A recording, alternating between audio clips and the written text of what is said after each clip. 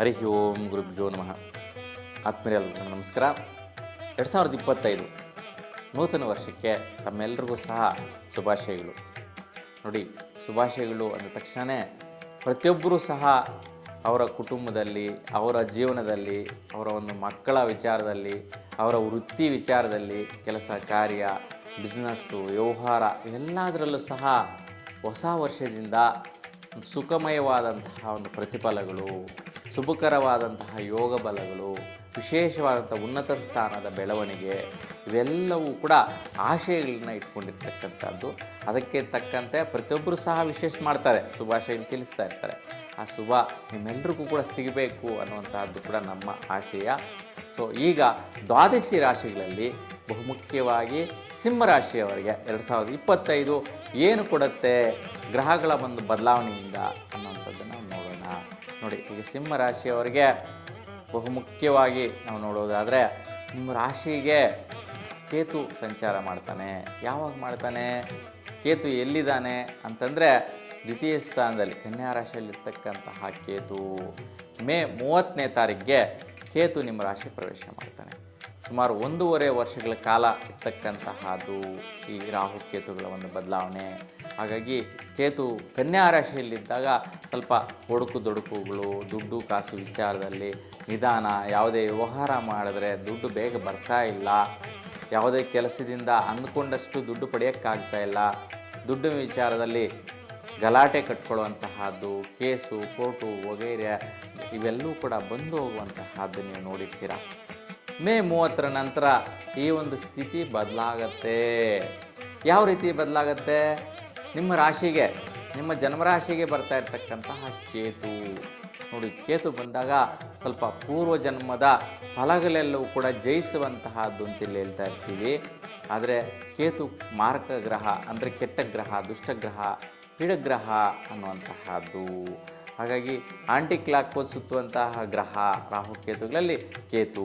ಇದರಿಂದ ಸ್ವಲ್ಪ ನಿಮ್ಮ ರಾಶಿಗೆ ಬಂದಾಗ ಎಲ್ಲ ಕೆಲಸ ಕಾರ್ಯಗಳಲ್ಲೂ ಒತ್ತಡ, ಟೆನ್ಷನ್ಸು, ಪ್ರೆಷರು, ನಿಮಗೆ ಏನೋ ಒಂದು ಸ್ವಲ್ಪ ಒಡುಕುದೊಡುಕಾಗುವಂತಹದ್ದು, ನಿರ್ಣಯಗಳು ತಗೊಂಡಾಗ ಸರಿಯಾದ ನಿರ್ಣಯಗಳು ತಗೊಳಕ್ಕಾಗದಿರ ಇರುವುದು, ಮರುವು ಜಾಸ್ತಿ ಆಗುವಂತಹದ್ದು, ನಿಮ್ಮನ್ನು ಬೇರೆಯವರು ಸ್ವಲ್ಪ ದೂಷಣೆ ಮಾಡುವಂತಹದ್ದು ಇವೆಲ್ಲವೂ ಸಹ ಆಗತ್ತೆ. ಆದರೂ ಸಹ ಈ ಕೇತು ಪರಿಹಾರ ಮಾಡಿದ್ರೆ ನಿಮಗೆ ಶುಭ ಫಲನ ಪಡೆಯುವಂತಹ ಅವಕಾಶ ಇರುತ್ತೆ. ಏನು? ಕೇತುನೇ ನಿಮ್ಮ ಜನ್ಮರಾಶಿಗೆ ಬಂದಾಗ ಸರ್ಪದೋಷ ಜಾಸ್ತಿ ಇರುತ್ತೆ. ನೋಡಿ, ಕೇತು ಅಂದ್ರೆ ಸರ್ಪದ ಸ್ವರೂಪದಲ್ಲಿರುತ್ತೆ. ಹಾಗಾಗಿ ನಿಮ್ಮ ಒಂದು ಬ್ಯಾಕ್ ಪೇಯ್ನ್ ಸಹ ಬರುವಂಥದ್ದು, ಸ್ಪೈನಲ್ ಕಾರ್ಡು ಇಶ್ಯೂ ಬರುವಂತಹದ್ದು, ಸೊ ಇವೆಲ್ಲ ಕೂಡ ವೈಪರೀತ್ಯಗಳು ಬರುವಂಥದ್ದು, bones related, nerve systems related ಸಮಸ್ಯೆಗಳು ಬರುವಂಥ ಸಾಧ್ಯತೆ ಜಾಸ್ತಿ ಇರುತ್ತೆ.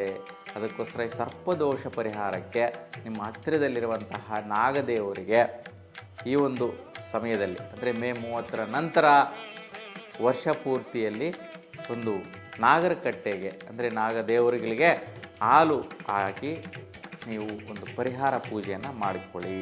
ಅಂದರೆ ಅರಿಶಿಣದ ದಾರದ 3 ಎಳೆ ಅರಿಶಿಣದ ದಾರನ ಏಳು ಸುತ್ತಿಸ್ಬಿಟ್ಟು ಹಾಲು ಅರ್ಪಿಸಿಬಿಟ್ಟು ಸಾಮೂಹಿಕವಾದ ಪೂಜೆಯನ್ನು ಮಾಡೋದರಿಂದ ಒಂದು 7 ಸೋಮವಾರಗಳು ಮಾಡಿ, ಇಲ್ಲಾಂದರೆ 14 ಸೋಮವಾರಗಳಂದು ಮಾಡಿ, ವಾರಕ್ಕೊಂದು ದಿವಸ ಮಾಡಿ ಸಾಕು, ಸುಖದಾಯಕವಾದಂಥ ಫಲನ ಪಡಿತೀರಾ. ಇನ್ನು ಮುಖ್ಯವಾಗಿ ಸ್ವಲ್ಪ ದಂಪತಿಗಳಿಗೆ ಸ್ವಲ್ಪ ಟೆನ್ಷನ್ಸ್ ಜೀವನ ಇತ್ತು. ಯಾಕೆ ಅಂತಂದರೆ ಶನಿಯ ಪ್ರಭಾವ, ಶನಿಯ ದೃಷ್ಟಿ ಆ ಥರ ಇತ್ತು. ಹಾಗಾಗಿ ನಿಮಗೆ ಸ್ವಲ್ಪ ದಂಪತಿಗಳ ವಿಚಾರದಲ್ಲಿ, ಅಭಿವೃದ್ಧಿ ಪಡೆಯುವಂಥ ವಿಚಾರದಲ್ಲಿ ಒತ್ತಡ, ಟೆನ್ಷನ್ಸು, ಪ್ರೆಷರ್ಸು, ಚಿಂತೆ, ಯೋಚನೆ ಇವೆಲ್ಲ ಇಟ್ಟುಕೊಂಡು ನೀವು ಕಷ್ಟಪಡ್ತಾಯಿದ್ರಿ ದಂಪತಿಗಳು. ಸೊ ಆ ಒಂದೆಲ್ಲವೂ ಕೂಡ ನಿಮಗೆ 29ನೇ ತಾರೀಕು ಮಾರ್ಚ್ ನಂತರ ಬದಲಾಗತ್ತೆ. ಈ ವೈಪರೀತ್ಯಗಳು ಬದಲಾಗಿ ಏನು ಮಾಡ್ತಾನೆ ಶನಿ ಅನ್ನುವಂತಹದ್ದು ನೋಡಿ, ಅಷ್ಟಮ ಶನಿ. ಮಾರ್ಚ್ 29ರ ನಂತರ ಶನಿ ಅಷ್ಟಮ ಸ್ಥಿತಿಯಿಂದ ಅಷ್ಟ, ನಷ್ಟ, ಕಷ್ಟ, ಆರೋಗ್ಯದಲ್ಲಿ ವೈಪರೀತ್ಯ, ಸ್ವಲ್ಪ ಸುಸ್ತು, ಆಯಾಸ, ಥ್ರೋಟ್ ರಿಲೇಟೆಡ್ ಸಮಸ್ಯೆಗಳು ಇವೆಲ್ಲವೂ ಬರುವ ಸಾಧ್ಯತೆ ಜಾಸ್ತಿ ಆಗುತ್ತೆ. ಶ್ವಾಸ ಸಂಬಂಧಿ ಸಮಸ್ಯೆಗಳು ಬರುವಂತಹದ್ದು ಆರೋಗ್ಯದಲ್ಲಿ. ಅದಕ್ಕೋಸ್ಕರ ಬಹುಮುಖ್ಯವಾಗಿ ಶನೇಶ್ವರ ಸ್ವಾಮಿ ದೇವಾಲಯದ ಮುಂದೆ ಎಳ್ಳು ಬತ್ತಿ ಬೆಳಗಿಸುವಂತಹ ಒಂದು ಪರಿಹಾರ ಮಾಡಿಕೊಳ್ಳಿ. ಈ ಒಂದು ದೋಷಗಳೆಲ್ಲವೂ ಸಹ ನಿವಾರಣೆ ಆಗುತ್ತೆ. ಇನ್ನು ರಾಹು, ನಿಮಗೆ ಅಷ್ಟಮದಲ್ಲಿರ್ತಕ್ಕಂಥ ರಾಹು ಸ್ವಲ್ಪ ತಲೆನೋವು ಜಾಸ್ತಿ ಇತ್ತು, ಟೆನ್ಷನ್ಸ್ ಇತ್ತು, ಪ್ರೆಷರ್ಸ್ ಇತ್ತು, ಅವೆಲ್ಲವೂ ಸಹ ಈಗ ಮೇ 30ರ ನಂತರ ಬದಲಾಗತ್ತೆ. ಸೊ ನಿಮಗೆ ಸಪ್ತಮ ಸ್ಥಾನಕ್ಕೆ ಬರುವಂತಹ ರಾಹು ಈ ಒಂದು ಮೇ 30ರ ನಂತರ ರಾಹುಕೇತುಗಳ ದೃಷ್ಟಿ ಸಂಚಾರ ನಿಮ್ಮ ರಾಶಿ ಮೇಲೆ ಇರುತ್ತೆ. ಹಾಗಾಗಿ ಸರ್ಪದೋಷ ಪ್ರಭಾವ ಜಾಸ್ತಿ ಆಗುತ್ತೆ. ಹಾಗಾಗಿ ಸ್ವಲ್ಪ ಶ್ರೀ ಕಾಲಹಸ್ತಿಗೆ ಹೋಗಿ ರಾಹುಕೇತು ಶಾಂತಿ ಮಾಡ್ಕೊಳ್ಳಿ.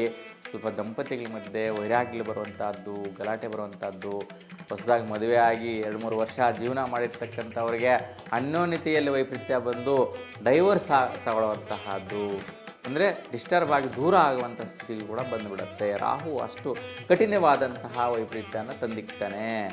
ಯಾರೋ ಸ್ನೇಹಿತರು ನಿಮಗೆ ಗಲಾಟೆಗೆ ಬಿಡುವಂತಹದ್ದು, ಯಾವುದೋ ಕ್ಷುಲ್ಲಕವಾದ ಕಾರಣದಿಂದ ಗಂಡ ಹೆಂಡತಿ ಮಧ್ಯೆ ದೂರ ಆಗುವಂತಹದ್ದು, ಈ ವೈಪರೀತ್ಯ ನೋಡ್ತೀರಾ.